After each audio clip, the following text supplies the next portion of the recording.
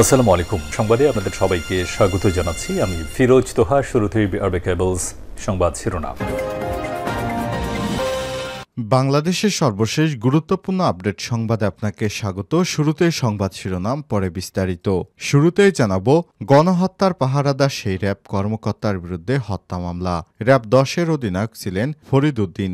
যাত্রাবাড়ি এলাকায় আন্দোলন দমনে ভূমিকা রাখেন তিনি। ফ্যাসিস্ট সরকারের পক্ষে তার রাখা অবদান এখনও সামাজিক যোগাযোগ মাধ্যমে ছড়িয়ে আছে, কিন্তু তাকে শাস্তির বদলে ভালো জায়গায় পদায়ন করা হয়েছে। এ নিয়ে বিক্ষোভে ফুঁসছেন বৈষম্য বিরোধী ছাত্র আন্দোলনের নেতারা। এই কর্মকর্তার বিরুদ্ধে এবার হত্যা মামলা দায়ের করা হয়েছে। এরপর জানাবো, 4 জেলায় এসপি প্রত্যাহার। 4 জেলার পুলিশ সুপার এসপি প্রত্যাহার করা হয়েছে। কক্সবাজার, যশোর, নীলফামারী ও সুনামগঞ্জ জেলার পুলিশ সুপারকে প্রত্যাহার করা হয়েছে। আজ রাতে পুলিশ সদর দপ্তর এআইজি মিডিয়া ইনামুল হক সাগর আমার দেশকে এই প্রত্যাহারের সত্যতা নিশ্চিত করেছেন। এদিকে গণ অভ্যুত্থানের মধ্য দিয়ে আওয়ামী লীগের রাজনৈতিক মৃত্যু হয়েছে বললেন বিএনপি নেতা সালাউদ্দিন। বিএনপির জাতীয় স্থায়ী কমিটির সদস্য সালাউদ্দিন আহমেদ বলেছেন, হাসিনা আওয়ামী লীগের দাফন করে গেছেন 2024 সালের 5ই আগস্ট। ছাত্র জনতার অভ্যুত্থানের মধ্য দিয়ে আওয়ামী লীগের রাজনৈতিক মৃত্যু হয়েছে।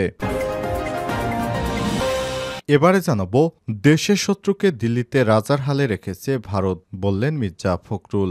বিএনপি মহাসচিব মির্জা ফখরুল ইসলাম আলমগীর বলেছেন, আওয়ামী লীগ 15 বছরে বাংলাদেশকে বেঁচে দিয়েছে, কিন্তু তিস্তার এক ফোঁটা পানিও আনতে পারে নাই।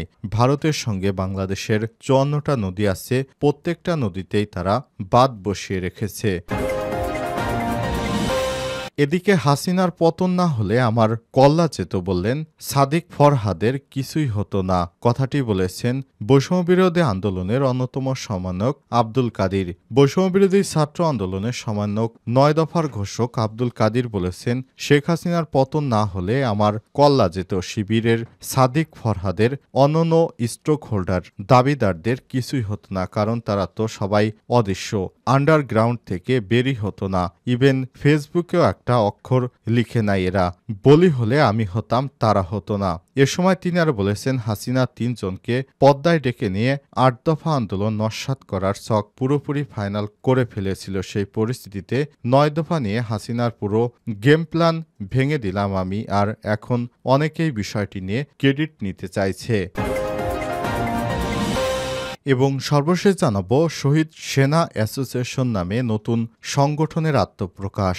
2009 সালের 25 ও 26 ফেব্রুয়ারি রাজধানীর পিলখানায় তৎকালীন বিডিআর সদর দপ্তরে হত্যাকাণ্ডে সেনা কর্মকর্তাদের পরিবারের সদস্যদের নিয়ে শহীদ সেনা অ্যাসোসিয়েশন নামে নতুন সংগঠনের আত্মপ্রকাশ ঘটেছে। প্রিয় দর্শক, এতক্ষণ শুনছিলেন সংবাদ শিরোনাম, এবারে বিস্তারিত। তবে তার আগে বন্ধুরা, অনুরোধ থাকবে এই সংবাদটিতে একটি লাইক দিন। এই চ্যানেল আপনি নতুন হয়ে থাকলে আমাদের সংবাদটি দেখতে দেখতে চ্যানেলটি সাবস্ক্রাইব করে রাখুন। কমেন্ট করে বন্ধুরা আপনার মূল্যবান মতামত জানিয়ে দিন আপনি বিশ্বের কোন দেশ থেকে বা বাংলাদেশের কোন স্থান থেকে আমাদের সংবাদটি দেখছেন এবং শুনছেন। এবারে বিস্তারিত। গণহত্যার পাহারাদার সেই র্যাব কর্মকর্তার বিরুদ্ধে হত্যা মামলা। র্যাব 10-এর অধিনায়ক ছিলেন ফরিদ উদ্দিন। যাত্রাবাড়ি এলাকায় আন্দোলন দমনে ভূমিকা রাখেন তিনি। ফ্যাসিস্ট সরকারের পক্ষে তার রাখা অবদান এখনও সামাজিক যোগাযোগ মাধ্যমে ছড়িয়ে আছে, কিন্তু তাকে শাস্তির মুখোমুখি করা হয়নি, বরং নিরাপদ জায়গায় পদায়ন নিয়ে পাঠানো হয়েছে। বিষয়টি নিয়ে ক্ষোভে ফুঁসছেন বৈষম্য বিরোধী ছাত্র আন্দোলনের নেতারা। এবার সেই কর্মকর্তার বিরুদ্ধে হত্যা মামলা দায়ের হয়েছে ঢাকার আদালতে। গত 12 ফেব্রুয়ারি করা এই মামলায় তাকে গণহত্যার পাহারাদার হিসেবে আখ্যায়িত করা হয়েছে। জানা গেছে, রিয়াজ মোর্শেদ অপু 24কে হত্যার অভিযোগে মামলাটি করেছেন যাত্রাবাড়ি দক্ষিণ কুতুবখালী রুমা বেগম। ভিকটিম অপু তার ভাগিনা বলে মামলার এজেহারে উল্লেখ করা হয়েছে। মামলায় আওয়ামী লীগের সাধারণ সম্পাদক ওবায়দুল কাদের, সাবেক স্বরাষ্ট্রমন্ত্রী আসাদুজ্জামান খান কামাল, র্যাব কর্মকর্তা ফরিদ উদ্দিন সহ 285 জনকে আসামি করা হয়েছে। মামলার অভিযোগে ফরিদ উদ্দিন 45 জনের ব্যাপারে বলা হয়েছে, ঘটনাস্থলে চারিদিকে পাহারা দিয়ে বৈষম্যবিরোধী ছাত্র জনতা যেন ভিকটিমকে রক্ষা করতে এগিয়ে না আসতে পারে, তার জন্য এলোপাতাড়ি গুলি করতে থাকেন এবং অস্ত্র উঁচিয়ে ভীতি প্রদর্শন করতে থাকেন। ঢাকার মেট্রোপলিটন ম্যাজিস্ট্রেট মোহাম্মদ মিনহাজুর রহমান ইতিমধ্যেই মামলাটি আমলে নিয়েছেন। সংশ্লিষ্ট আদালতের পেশকার মিজানুর রহমান মামলার বিষয়টি কালবেলাকে নিশ্চিত করতে বলেছে। আদালত বাদীর জবানবন্দি গ্রহণ করে যাত্রাবাড়ী থানার ভারপ্রাপ্ত কর্মকর্তা মামলা এমআইয়ের হিসেবে গ্রহণ করে তদন্তের নির্দেশনা দিয়েছেন। 4 জেলায় এসপি প্রত্যাহার। 4 জেলায় পুলিশ সুপার এসপি প্রত্যাহার করা হয়েছে। কক্সবাজার, যশোর, নীলফামারী ও সুনামগঞ্জ জেলার পুলিশ সুপারকে প্রত্যাহার করা হয়েছে। সোমবার রাতে পুলিশ সদর দপ্তর এআইজি মিডিয়া ইনামুল হক সাগর আমার দেশকে এসপি প্রত্যাহারের সত্যতা নিশ্চিত করে বলেছেন, 4 জেলায় এসপিকে মঙ্গলবার পুলিশ সদর দপ্তরের রিপোর্ট করতে বলা হয়েছে। তাদের পরবর্তী সিনিয়র কর্মকর্তাদের কাছে দায়িত্বভার অর্পণ করে মঙ্গলবার পুলিশ সদর দপ্তরে রিপোর্ট করবেন। প্রত্যাহার হওয়া এসপিরা হলেন কক্সবাজার জেলার মোহাম্মদ রহমতুল্লাহ, যশোর জেলার জিয়াউদ্দিন আহমেদ, নীলফামারী জেলার মোহাম্মদ মোর্শেদ আলম, সুনামগঞ্জ জেলার আফম আনোয়ার হোসেন খান। জানা গেছে তারা বৈষম্যবিরোধী আন্দোলনের সময় কার কি ভূমিকা এ ব্যাপারটি দেখে এসপিদের বিভিন্ন জায়গায় প্রত্যাহার করা হয়েছে বলে জানানো হয়েছে। এই বিষয়টি এখনও স্পষ্ট করা হয়নি যে কী কারণে তাদের প্রত্যাহার করা হয়েছে। গণ অভ্যুত্থানের মধ্য দিয়ে আওয়ামী লীগের রাজনৈতিক মৃত্যু হয়েছে।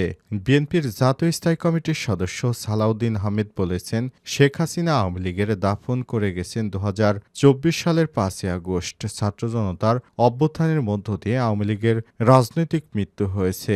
দাফন হয়েছে দিল্লিতে। শেখ হাসিনার কাফন ফুরে মাঝে মধ্যে কথা বলে অস্থিতিশীল পরিবেশ তৈরির চেষ্টা করছে, কিন্তু সেই চেষ্টা কখনোই সফল হবে না। সোমবার 17 ফেব্রুয়ারি বিকেলে কক্সবাজার শহরের মুক্তিযোদ্ধা গোলচত্বরে মাঠে জেলা বিএনপির সমাবেশে প্রধান অতিথির বক্তব্যে সব কথা বলেছেন বর্তমান অন্তর্বর্তীকালীন সরকারের প্রধান উপদেষ্টা। কথা দিয়েছেন ডিসেম্বরের আগেই জাতীয় নির্বাচন হবে। নিয়ত যদি ছাপ থাকে তাহলে অবিলম্বে নির্বাচনের রোডম্যাপ ঘোষণা করুন। কিন্তু কিছু উপদেষ্টা জনগণের পালস বুঝেন না মন্তব্য করে বিএনপির এই নেতা বলেছেন, অভ্যুত্থানের আকাঙ্ক্ষা ছিল দ্রব্যমূল্য নিয়ন্ত্রণ, মানুষের স্বস্তিতে থাকবে না। মানুষ স্বস্তিতে থাকতে চায়, তাই দ্রব্যমূল্য নিয়ন্ত্রণ এবং আইন শৃঙ্খলা নিয়ন্ত্রণ অত্যন্ত জরুরি হয়ে পড়েছে। জেলা বিএনপির সভাপতি শাহজাহান চৌধুরীর সভাপতিত্বে সমাবেশে বক্তব্য দেন দলের কেন্দ্রীয় সাংগঠনিক সম্পাদক মাহবুবের রহমান শামীম, মৎস্যজীবী বিষয়ক সম্পাদক লুৎফুর রহমান কাজল, চট্টগ্রাম বিভাগীয় সহ সাংগঠনিক সম্পাদক হারুনুর রশিদ, চট্টগ্রাম বিভাগীয় সহ সাংগঠনিক সম্পাদক মীর হেলাল, কেন্দ্রীয় সদস্য আলমগীর মোহাম্মদ সাইফুল্লাহ, ফরিদসহ জেলা উপজেলা পর্যায়ের নেতাদের পাশাপাশি বিভিন্ন অঙ্গ সংগঠনের নেতাকর্মীরা সেখানে উপস্থিত ছিলেন। এ সময় বিএনপির এই নেতা আওয়ামী লীগকে উদ্দেশ্য করে বলেছেন, আপনারা আগামী দিনে আর দেশে ফিরতে পারবেন না আওয়ামী লীগ নামে। সুতরাং নতুনভাবে যদি পারেন নতুন রাজনৈতিক বন্দোবস্ত করে তারপর ফেরত আসতে পারবেন, কারণ শেখ হাসিনার রাজনৈতিক মৃত্যু হয়ে গেছে। দেশের শত্রুকে দিল্লিতে রাজার হালে রেখেছে ভারত, বললেন মির্জা ফখরুল। বিএনপি মহাসচিব মির্জা ফখরুল ইসলাম আলমগীর বলেছেন, আওয়ামী লীগ 15 বছরে বাংলাদেশকে বেচে দিয়েছে ভারতের কাছে, কিন্তু তিস্তার এক ফোঁটা পানিও আনতে পারে নাই। ভারতের সঙ্গে বাংলাদেশের 54টা নদী আছে, প্রত্যেকটা নদীতেই তারা বাঁধ বসিয়ে রেখেছে।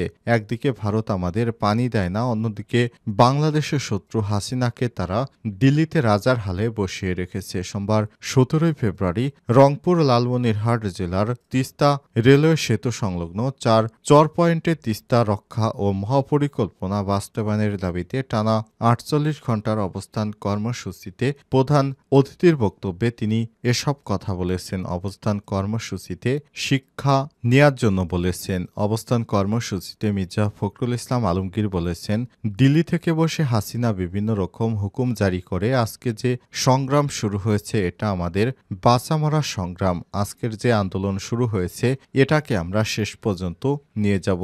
ভারতের উদ্দেশ্যে তিনি বলেছেন, ভারতকে পরিষ্কার করে বলতে চাই, যদি বাংলাদেশের মানুষের সঙ্গে বন্ধুত্ব করতে চান তাহলে আগে তিস্তার পানি দিন, সীমান্ত হত্যা বন্ধ করুন, আর আমাদের সঙ্গে বড় বড় দাদাদের মতো যে আচরণ সেটা বন্ধ করুন।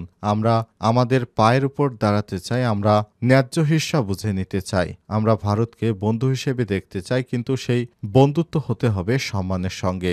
অন্তর্বর্তীকালীন সরকারের উদ্দেশ্যে ফখরুল বলেছেন, আপনারা নিজেদের নিরপেক্ষ বলেন, কিন্তু এই জায়গায় নিরপেক্ষ থাকলে চলবে না। এই জায়গায় আপনাদের মুখ খুলতে হবে, ভারতকে বলতে হবে আমার পানির ন্যায্য হিস্সা আমরা চাই। আপনি যেহেতু অন্তর্বর্তীকালীন সরকার, তাই দ্রুত নির্বাচন দিন। নির্বাচন ছাড়া জনগণ আর কিছুই চায় না।